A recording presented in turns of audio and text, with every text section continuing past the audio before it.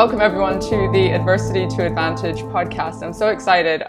Far, far away, we've got Nate Bailey on the line. He's a renowned speaker, coach, best-selling author, and has so much in his story that I'm curious to know more about so that we can understand how he has created, his own success story based on his life. Welcome to the show, Nate.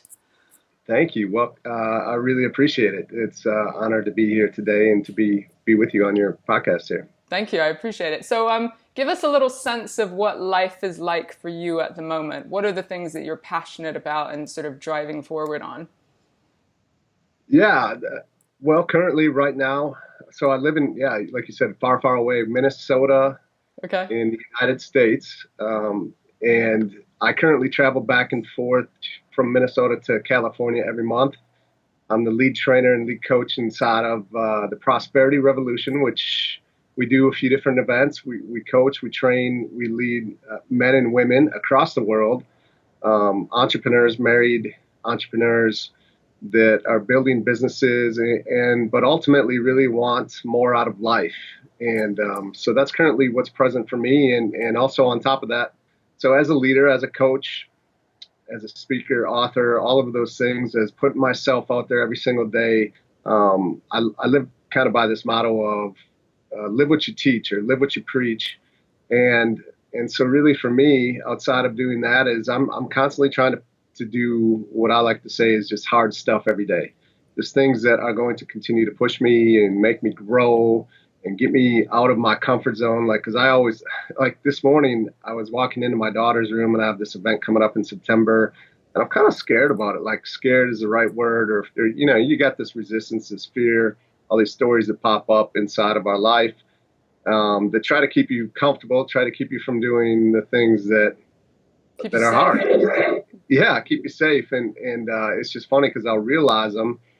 And I can come up with all these reasons of why I shouldn't, or to justify not doing these things, right? It's like, why can't I just be okay going to the gym every day and just kind of doing a little bit of work? It's still way more than everybody else. And just be all right with that. And I don't know, there's something inside of me that continues to push for more.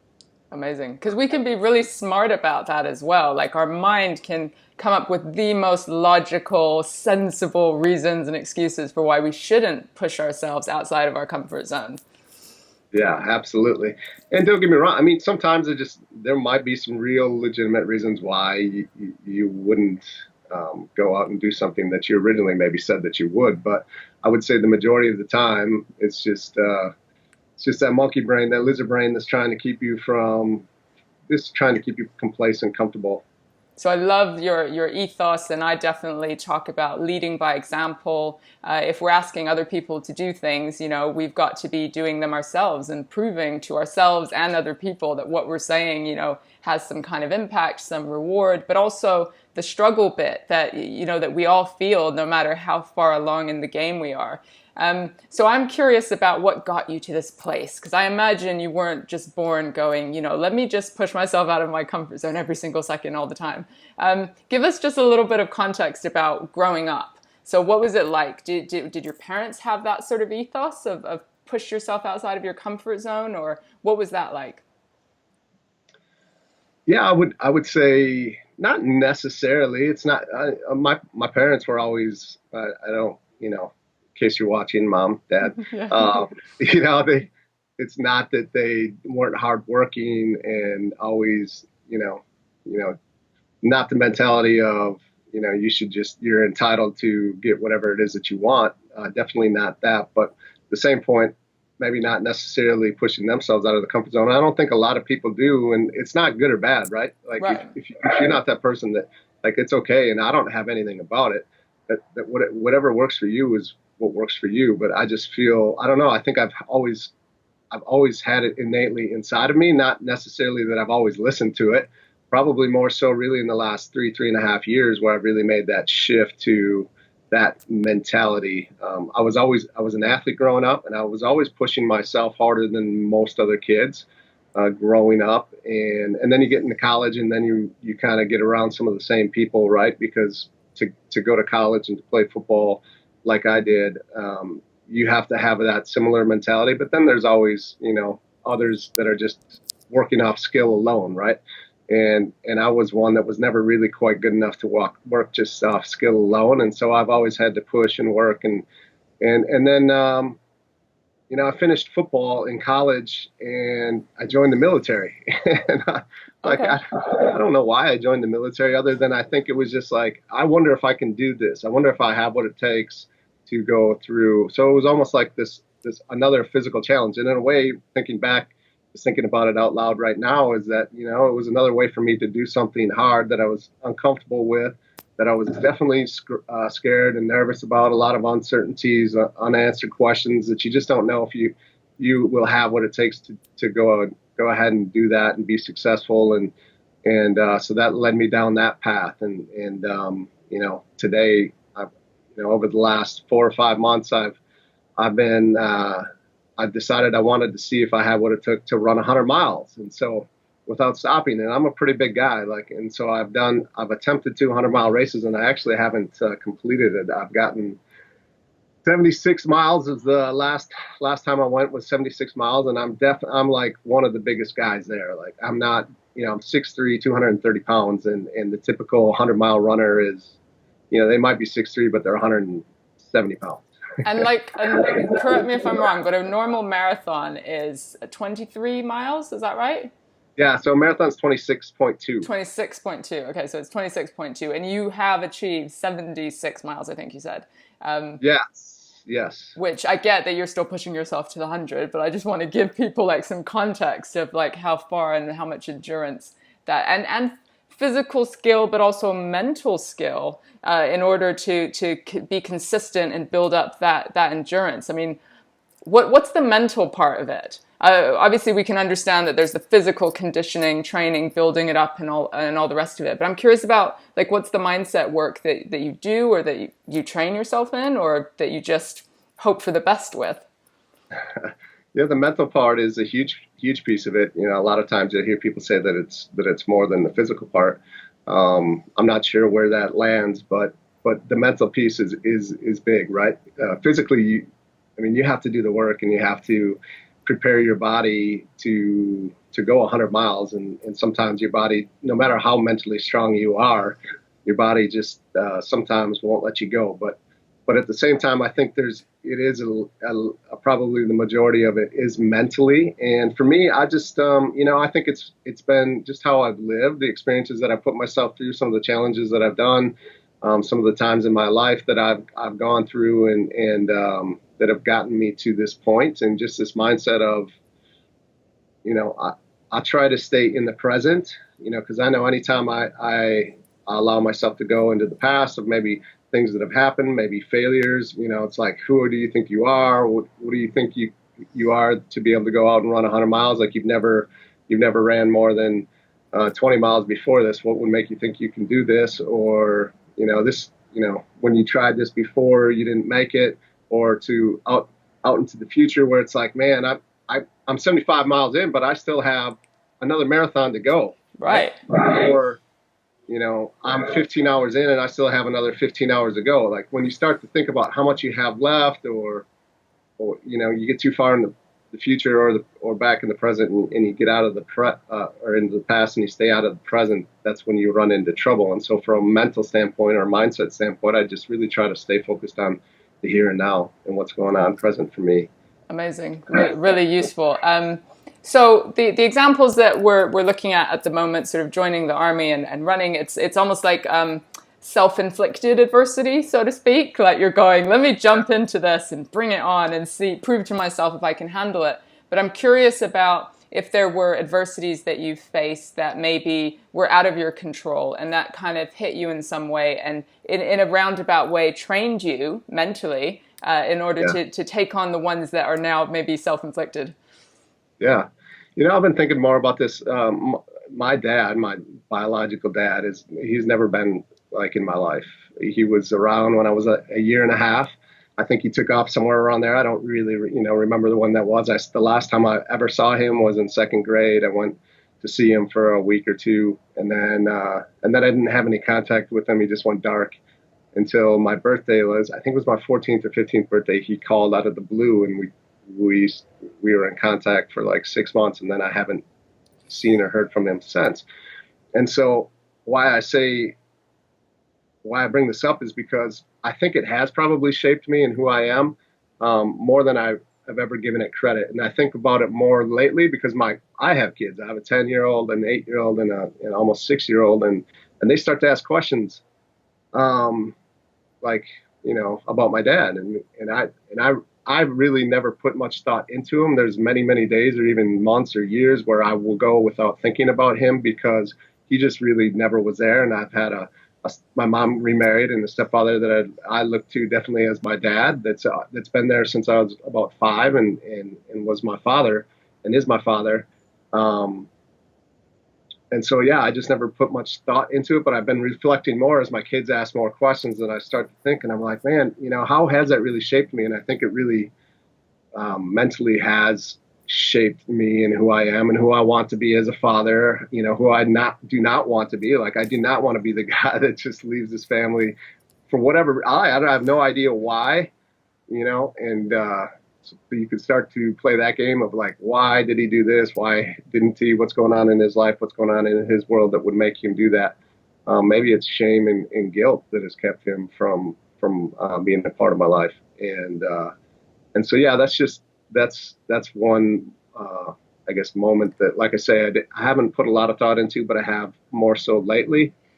And then, just like anyone else, marriage isn't easy. And me and my wife have been through some crazy times, ups and downs. And one thing that we haven't done is we haven't both at the same time been willing to give up on each other or on the marriage. Like, there's been times where I have been ready to do that, and I know there's been times when she has, but we haven't at the same time been like, yeah, this is it. And so I've heard that that's the magic of marriage, is not wanting to break up at the same time. Yeah, exactly. And yeah, because a lot of people just kind of throw it in, right? Throw in the towel and be like, it's easier to move on, or the pasture's greener on the other side. And I realize, at least I know enough to know that that's really not the case. And so, yeah, that's been, this is just life, and being a parent is hard. And being this role model and this example for your kids, and trying to show them the way and teach them the way and bring them up the right way, and not try at the same time not being too hard on ourselves because we feel like we're not doing a good enough job. Challenges even today with some behavior and how your kids are responding and how they act, and what are we doing wrong, or what could we do differently, and so constantly just going through that and continuing to keep a mindset of, hey, I'm still here, I'm still in it. It could be way worse, and I'm doing really, I'm doing what I can and continuing to try to get better each and every day. So, yeah, not just physically, but, just all areas of life, constantly trying to learn from what has happened in the past, to bring that into today, and help me to get where I want to go ultimately in the future. So I guess I'm really hearing that you have developed, or you have had all the time, what we call a growth mindset. So somebody looking to learn and develop from the things that have happened to them. I guess I'm always curious about, so the story with your dad and not being present, somebody else might have had the same or similar experience, and it could have affected them in the way that they repeated the cycle, in a sense, where they didn't trust anyone and ran away from the marriages, or couldn't cope with the parenting and ran away as well. Like, I see that all the time, that sort of repeat pattern. But something within you, or something that you developed over time, allowed you to do this learning and developing thing. And I'm just wondering if there was ever a point that you learned that you kind of went, okay, I can see that my life could go that way, but I'm going to now choose, or having a moment of an epiphany, or a crash point, or a rock bottom, or something. Was there anything like that for you, or does it feel like it's just the only way that you've known was to be resilient and move forward? I think ultimately I've always been that way, although I would say that it's really been most true for me in the last 3 years where it kind of came to a point in my life like, all right, this isn't working. What I'm doing is not working. It's not what I want. It was that cycle of continue. I wasn't really in a place 3 years ago or 3.5 years ago where, I would take things that happened to me and choose to look at them as a gift or a lesson, but more so as a like, this is just, there's nothing I can do about it. This is just my life. These are the cards I was dealt. I literally just was writing an article about this morning about, I mean, there truly are gifts and lessons in everything. And that can be hard for someone that doesn't have the right perspective or that isn't open to look at that from the right lens, because how could you look at it as illness or cancer or death as a gift, right? And I think if you're really truly open and have the right lens on, you can find the gift and the lesson in everything. And so that's, like I said, 3 years ago, decided to kind of go all in on myself I knew that what I was doing wasn't working, and I knew that I wanted something different. Like I knew that I wanted a different relationship in my marriage and with my kids and in my body. I was close to 300 pounds just 3.5 years ago. So I've done a lot of work there. My business, I wasn't where I wanted to be in my business. And now today, if I truly look back from today to where I was 3.5 years ago, my life is completely different, significantly different. And but what changed? Like, take me back to three I years invested ago. in myself. And but what helped you make that decision? Hired the coaches that gave me that new perspective, that gave me the perspective that, our purpose really is to grow and expand every day. Because if we're not growing, then there is no such thing as just staying in one place. You're really regressing. You really, like, if you don't water the plant, it wilts and dies. Yeah. And so that's the mentality that I've taken over these last 3.5 years, and realizing that there are gifts and lessons and everything. And I never had that. I really never thought of things that happened to me that way. And so it's been so powerful. And that's what we teach every single day and what we do with our clients. And so I live that here today as well. But yeah, it was a huge shift for me. And I went a really long time without looking at the world that way. How hard was it? Because we've got the beautiful, like, it was really hard, kind of victim mentality, and you're obviously in an amazing space now with the things that you're doing and the impact in the world. And my listeners are always curious about, what happens in those first weeks, because change doesn't happen overnight, right? You're beginning to think about your physical health. You're beginning to think about your mindset, but it's gradual. Like, what was that like? Yeah, it's extremely difficult, especially in the beginning. And it takes you being committed to getting what you want and being clear on what you want. A lot of people don't even know what they want. You ask them what they want. What do you want in your marriage? And they can tell you what they don't want, or they can tell you a bunch of surface level answers that really aren't going to get them to where they want to be. So like being really clear on what I want and then being committed to it, which means that I have to do work on myself. So there's a lot of work that I would do, and I would just do it every single day. That's a big, I guess, kind of mantra that I use and live by. I mean, you can see it on my wall. Every single day I have to show up. I have to do the work. I have to do the work on myself. And so there was a process that we use in when we're talking about, finding the gift and the lesson and everything. I'd have an argument with my wife, and I would go through the process and take myself through a set of 10 questions that we use and that we've developed and implement in our life and in our clients' life, that helps me to really look at it from a different perspective of like, kind of setting my worldview or my truths aside and coming over to my wife's side of the wall in this example and trying to take on her worldview and her truth to look at it from her perspective, and then find, and then the question is always, well, what do I really want in this situation with my wife? Well, I don't want to be in an argument with her. I don't want to be at this point where we don't talk to each other and we're just partners or roommates. I want a loving, intimate relationship with my wife. So what do I have to do in this situation in order to get what I want? Well, it means that I probably have to find the gift and the lesson in it and use that to help me get what I want moving forward. So, and you might need to be vulnerable as well. Yeah. Right? Like getting real about what you're feeling or what you want. Like I can feel like that takes you outside of the pattern in a relationship, which can be a bit blamey, a bit, let me hold my own, a bit of pride, a bit of anger, those sorts of things, ego. rather than going, hey, this is what I really want, and taking personal responsibility. That's what I'm hearing you say. It's not about the other person just needing to be fixed. It's going, what's my part in this? And really being like introspective. Yeah, that's the hard part, especially in relationships, right? Because you kind of continue to go through what I've heard called the crazy cycle, where you're all constantly battling and butting heads, and no one's willing to really step out and be like, all right, if I really want what I want, I'm gonna have to swallow my ego here a little bit and swallow my pride and change how. Yeah, because you cannot change someone else. It all starts with you. You gotta be the change yourself, I guess, right? Like I think it was Gandhi that said that, and be the change that you want to see in the world, and that really rings true. It changes everything. Yeah. And then consciously deciding or verbalizing or writing down, what you actually want, because I mean, that changed the trajectory of my life. And it was shocking to me that no one had ever asked me that question. What do you want? And I went to I should do this, or I need to do this, or these people are counting on me for this. And it turned out that my whole life was bouncing around other people's views, conditioning, and opinions about how I should live. And it's like, no wonder I'm fucking unhappy, right? Yeah.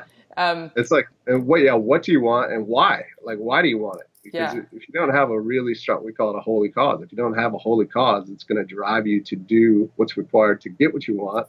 Then it doesn't really matter. Like, well, I could want anything in the world, but if I don't really have this deep driven why deep inside of me, that's going to get me to act decisively every single day, in spite of what we were talking about before, the stories, the thoughts, the feelings, emotions, then it's not going to happen. So yeah, it's a process, and it's a process of defining it, right? Because I realized that I wanted freedom more than anything in the world, and it's like, well, what does that actually mean to me? Why do I want that? And that stemmed from being raised in a religious cult. And even though I'd left it physically, I still wasn't free, because I'd just been repeating a pattern in a new relationship, in a new kind of trapped situation. So like realizing, okay, I want freedom. I'm allowed to have it if I want it. Because there's this whole guilt thing, right? Like, am I even allowed to have what I want? And then once you know that, you can't unknow it, right? And then you've got to think, well, if it were possible, what are the steps that I need to put in place in order to do it? And that's where the hard work begins. It sounds like through coaching and perhaps your wife being sort of on side, that you had some support or accountability in order to help push you forward. What was that like? What was your surrounding support network to help move you forward? Or was it all down to you? Well, I think it ultimately always comes down to you and me. So yeah, that's a huge piece of it. But yes, at the same time, just like the programs that we have, I invested in myself and surrounded myself with others that were in a similar place, right? Because when you're where you live in London and where I'm at in Minnesota, not everybody is into investing in themselves and coaching and really digging deep and doing work, or having, shifting their perspective, because they just don't know what they don't know. And so, yeah, it's difficult for people to have that perspective. And so even if I invest in myself to go and get these tools, these mindsets, these skill sets, it's still extremely helpful to be around a group of others that are going through the same thing. And so one of the great ways to do that is to invest in yourself and surround yourself with others around the world that are living a similar way, similar mindset, similar tools, similar specific set of language that they use that you all kind of understand, right? It's kind of like, it's I don't know, you can call it a tribe or whatever you want to call it, but just a group of people that are kind of moving in life, doing life together, kind of towards the same things, not necessarily the same things that they desire or want in their lives, but all kind of moving together to grow. So some kind of community, a place where you can be open and fully yourself and feel like you're sort of in it with other people. In order to sustain your own growth, have you sort of created some habits and routines that kind of work for you, that you consistently need to put in place to like enable that process? Yeah, absolutely. Besides running 100 miles, like, I don't know if that's what it is for Yeah, you. 100%. Yeah, I mean, so again, so inside of Prosperity Revolution, it's like, every day, it's simple things that can give us power. And really, power, how we define power is it's the velocity to take action. Like the more power you have, the faster you're going to move to get the things that you want. So the way that we would create some power in my life, or that I do, is that I sweat every day? Do I work, like move my body and work out every day? Now, if I'm training for a 100-mile run, then obviously I better be moving every day, because it takes work to be able to get to where you need to be to do that. And did I invest in my relationship? So that's in your relationship, like with my kids, my wife, those that really matter to me, my clients.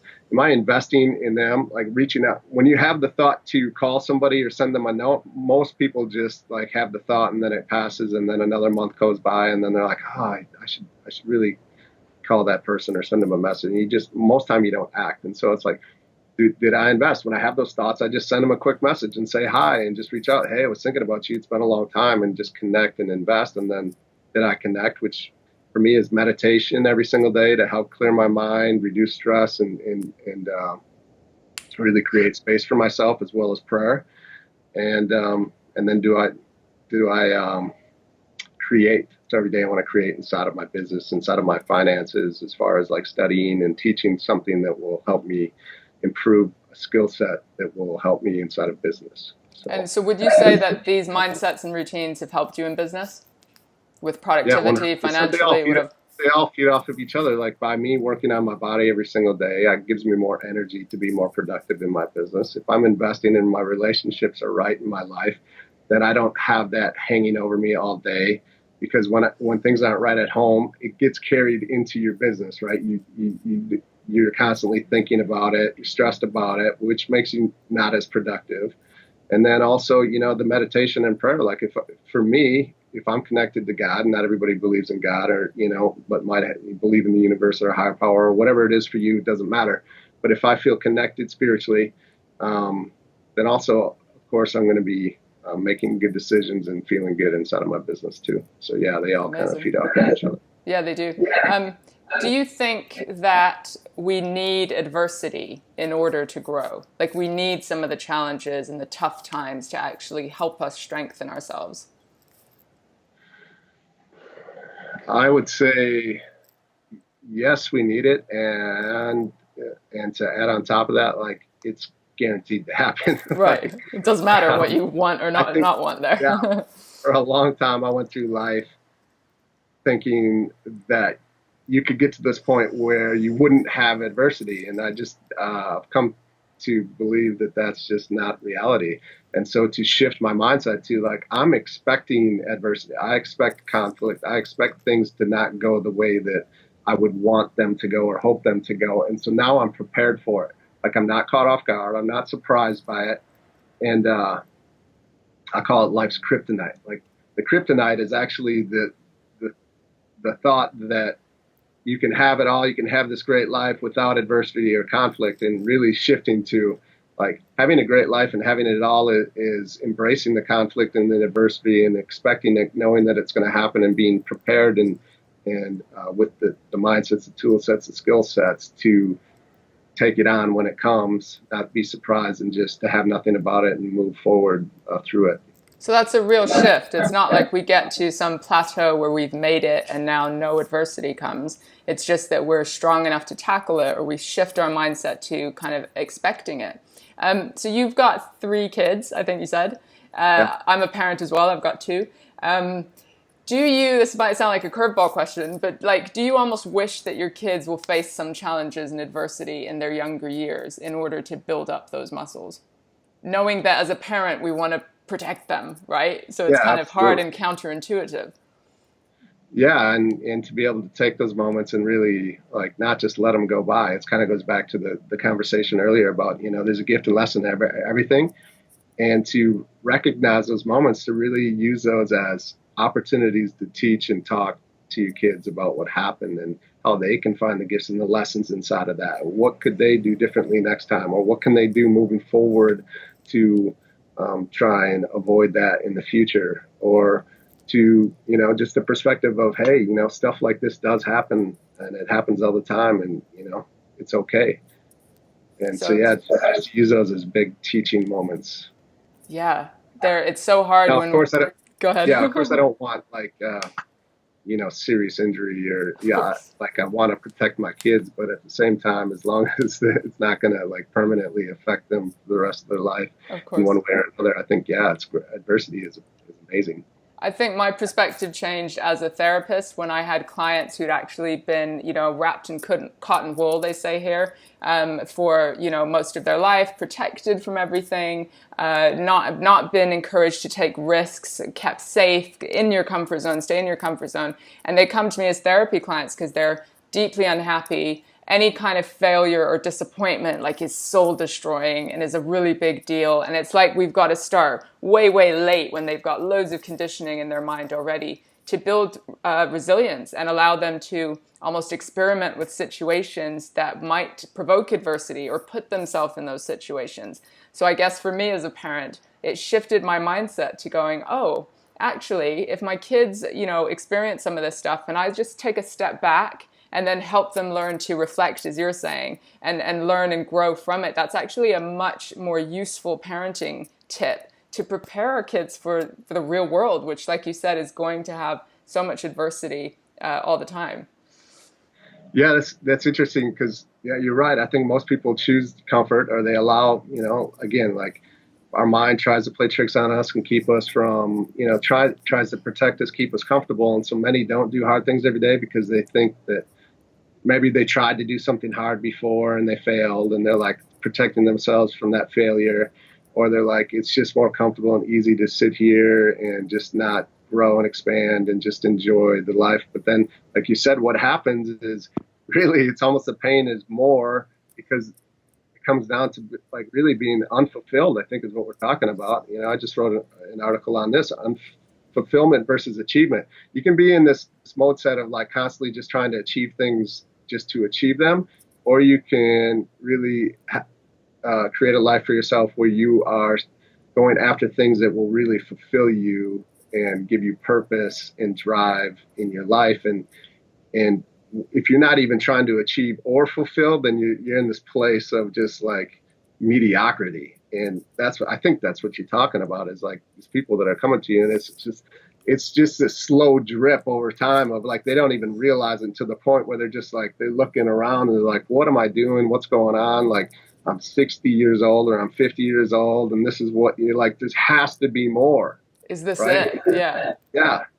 Yeah. And depression, anxiety, some of those things begin to develop when you simply haven't practiced the tools. I like how you're talking about relationship quite a bit, because people don't often realize what a practice ground that is for building resilience, for being vulnerable, for bringing our whole selves, for all the stuff that you're talking about. And of course, it affects business and all the rest of it. But that's sometimes the place that we take for granted, and we go into automatic pilot, like, okay, I'm going to be on my best behavior out here, but when I'm home, I'm just going to let it all fall apart and just let it all out, because we're comfortable in that space. But the we've got to, I love how you said invest in ourselves. We've got to invest. We've got to do something proactively in every part of our lives. What is the next frontier for you? What is Nate's sort of new possibilities? What are you working towards? What's my next what? My next Your year? Next frontier, yeah. So what are you working towards? I want to help and impact lives, like generations.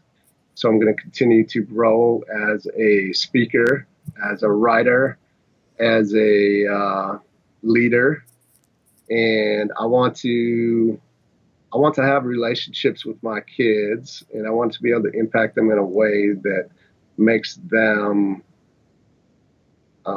be, a better man and woman as they get older. I have 2 girls and a boy, and to be an example for them of how marriage is really supposed to look like, what parenting is supposed to look like for them, and just take advantage of the time that I have with them, knowing that, like, that's what scares me the most. If I'm not the example for my kids, someone else is going to be.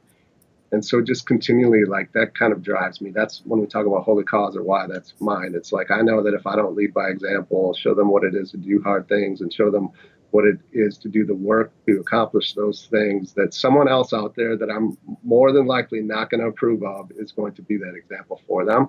So it's continuing to do that, continuing to build what we are building inside of Prosperity Revolution so that we can really go out and impact all of these lives and continue to push myself and just to continue to live what I teach and preach. Like I said at the very beginning, I feel, there's some that live on their past accomplishments. And one time after I heard this from a guy after a group that I was a part of just accomplished a pretty big event, like very physically, mentally, and emotionally challenging experience that we all had, and we had just finished, and everybody's celebrating. And pretty much right after, they're like, "All right, here we have to help," and like they had to clean up all the stuff and basically put all the equipment away that was there. And he's like, "You're only as good as your last minute. Like, humble yourself." Basically, what he was saying is like, yeah, you just finished this. It's great. It's a huge accomplishment. Not saying that you shouldn't enjoy it, but hey, we still got a little bit of work to do here, and you're only as good as your last minute. And so that's kind of stuck with me, So my next frontier is always kind of reminding myself of that I'm only as good as my last minute, my last accomplishment. So well, that's a beautiful place to end. But a good sort of catchphrase. If people want to work with you or find out more about what you do, where can they find you? Yeah, they could go to my website, www.natebayleyspeaks.com, and we have information on my books and our programs and my blog and podcast, and all of that is right there. Amazing. Thank you so much. We'll add all that into the show notes. Really appreciate your time and your wisdom. What was the saying again? Let's end with it. You're only as good as your last minute. You're only as good as your last minute. You're only as good as your last minute. I'm going to take that with me. Thank you so much. Thank you. I appreciate it.